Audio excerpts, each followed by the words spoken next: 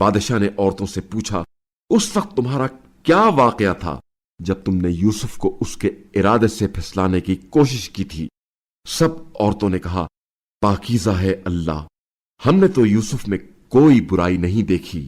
इस मौके पर अजीज की बीवी ने कहा, अब हक खुलकर सामने आ गया, मैंने ही यूसुफ को उसकी मर्जी के खिलाफ फुसलाने की कोशिश की थी और यूसुफ यकीनन सच्चों में से हैं। यूसुफ ने कहा, ऐसा मैंने इसलिए किया कि वो जान ले कि मैंने उसकी अदम मौजूदगी में उसके साथ कोई खयानत नहीं की और अल्लाह खयानतकारों के मकरो फरेब को कामयाबी से हमकिनार नहीं करता। और मैं अपने नफ्स की सफाई पेश नहीं करता, क्योंकि इंसानी नफ्स तो बुराई पर उकसाता है, मगर ये कि मेरा परवरदिगार रहम करे, बेशक मेरा परवरदिगार बड़ा बख्शने रहम करने वाला है। और बादशाह ने कहा, उसे मेरे पास ले आओ, मैं उसे खास तौर से अपने लिए रखूंगा।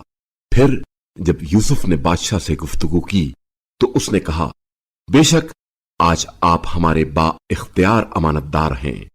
यूसुफ ने कहा, मुझे मुल्क के खजानों पर मुकर्रर करें कि मैं बिलाशुबा खूब हिफाजत करने वाला, महारत रखने वाला हूं।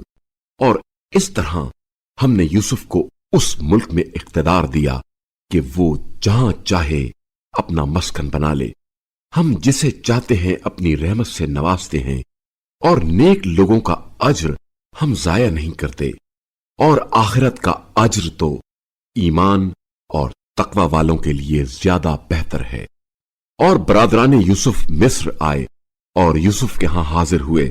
बस यूसुफ ने तो उन्हें पहचान लिया और वो यूसुफ को पहचान नहीं रहे थे। और जब यूसुफ उनके लिए सामान तैयार कर चुके तो कहने लगे, दोबारा आओ तो बाप की तरफ से अपने एक सोतेले भाई को मेरे पास लाना। क्या तुम नहीं देखते कि मैं पूरा नापता हूं और बेहतरीन मेहमान नवाज हूं? बस अगर तुम उस भाई को ना लाओगे तो मेरे पास से ना तो तुम्हें कोई गल्ला मिलेगा और ना ही तुम मेरे नजदीक आना।